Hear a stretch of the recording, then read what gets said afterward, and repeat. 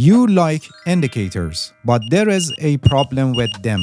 The big challenge: settings. What settings are the best for your indicators? Definitely you have this experience where your indicators are working perfectly, but then they will not work well, raising this question: what is wrong with my trading strategy? Most of the time, that's the settings of the indicator which is not optimized for the purpose that you are using them. In this video, for some popular and commonly used indicators, I want to teach you some special settings that make these indicators to work better. You're gonna learn many settings and tricks, so make sure you watch this video until the end, and let's get started. Before we start, if you like my contents, please support the channel by liking the video and subscribing to my channel if you haven't subscribed yet. Alright, let's begin with MACD. As you know, MACD is one of the best momentum indicators, and many traders use it in their trading strategies for different purposes. But depending on your use case, you need to give it a proper settings. Otherwise, it will not work properly for that purpose. Please pay attention that the settings that I explain can be used on any time frame, and in case if they are suitable for any specific time frame, I will mention it. Alright, first of all, you need to know what kinds of movement you want to catch by the help of MACD in your trading strategy: short term,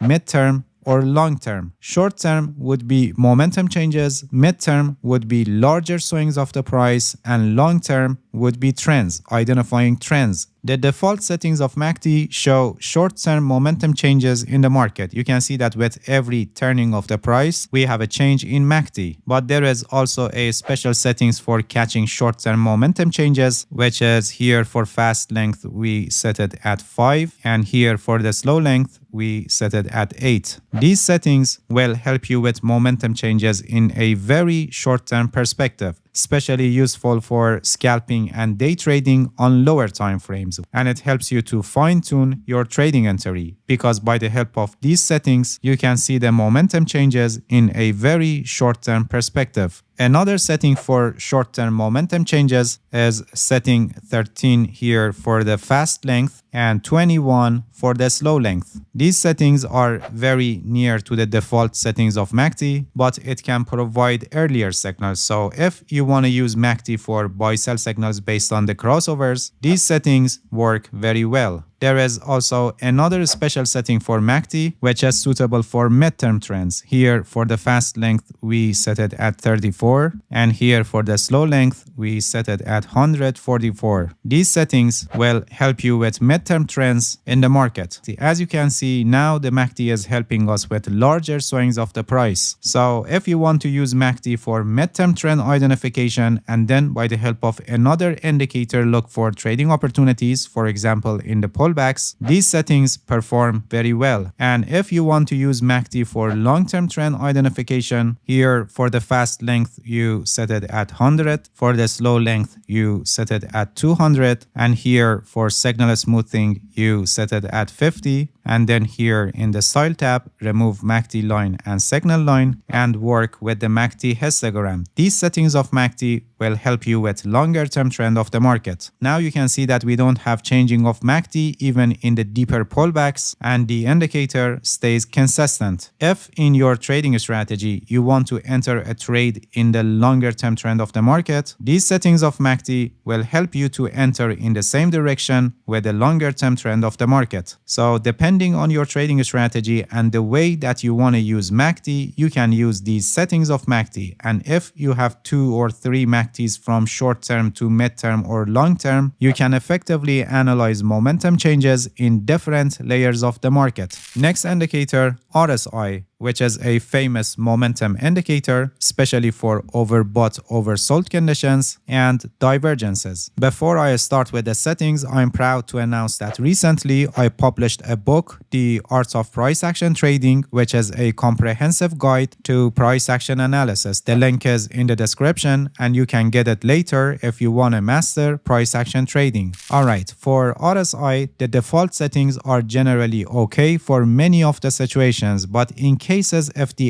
asset you're trading is highly volatile or the market is in the cycle of high volatility, you can increase the length here in the inputs tab to 21. So you will have overbought or oversold reading only when the price is very extended far above the average. There is also a special settings for RSI, which is suitable for short-term trading. In RSI settings, here for RSI length, we set it at 2. And then here in the style tab, for the RSI upper band, we set it at 90. And for the RSI lower band, we set it at 10. By the help of these special settings for RSI, you can identify short-term overbought or oversold conditions, which shows exhaustion of the price and possible turning of the price in the market. These settings are popular with scalpers and day traders for catching short-term movement of the price. First, they identify the current trend of the market, and then they take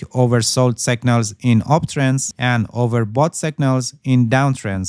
Next indicator, stochastic oscillator, which is a popular indicator for taking buy-sell signals. By default settings of the stochastic, the indicator is a little bit noisy, and you can see that we have many false signals. One special settings for stochastic oscillator here in the inputs tab. Here for K% length, we set it at 7, and here for K% smoothing, we set it at 3. And for D% smoothing, 3 is okay. By the help of these settings, the indicator becomes smoother and many of the false signals are removed, as you can see. If you want to use the stochastic oscillator for scalping and day trading, here for K% length, you can also set it at 5. As I mentioned earlier, stochastic oscillator is very popular for taking buy-sell signals. Traders use crossover signals that happen in overbought or oversold condition. When the trend is up, they take crossover signals that happen during oversold, and when the trend is down, they take crossover signals that happen during overbought condition.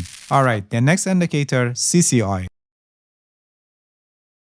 CCI is also a popular indicator among traders, and they use it in many type of trading strategies. The default settings of CCI is a little bit choppy, and you can see that there are many centerline crossovers which can be misleading. So one special settings for CCI is here for the length, we set it at 100. And now it can better help us with trend identification. When CCI line is above the center line, the market is trending up, and when CCI line is below the center line, the market is trending down. Also, in times that CCI is above 100 or below minus 100, it can also show strong pressure in that direction. If you use CCI with these settings on lower time frames like 1 minute, 5 minutes, or 15 minutes, you can also catch sharp movement of the price, especially after a period of flat market when CCI line crosses above 100 or crosses below minus 100. Alright, the next indicator, moving averages. Moving averages are usually used for trend identification, and traders usually use a range of moving averages from short-term to long-term trends. One excellent setup of moving averages is like this. We add 5 exponential moving averages to our chart, and for their length, the first moving average with length of 3, the second moving average with length of 5, the third moving average with length of 13, next moving average with length of 21, and the last moving average with length of 80. And then for better and easier analysis, here in the style tab, for the first one, the color is red, for the second one, dark blue, for the third one, orange, for the next one, green, and for the last moving average, which is an EMA with length of 80, the color is light blue. Now, by the help of this collection of exponential moving averages, you analyze the chart from very short term to longer term. This EMA, which is EMA with length of 80, we use it for identifying the major trend of the market. If the price is above EMA 80, there is bull market, and if the price is below EMA 80, there is a bear market. These two EMAs, orange and green, which are EMAs with length of 13 and 21, they are used for identifying minor trend within the major trend. When the orange line is above the green line, the minor trend is up, and we are interested in times that the minor trend is up and the major trend is also up.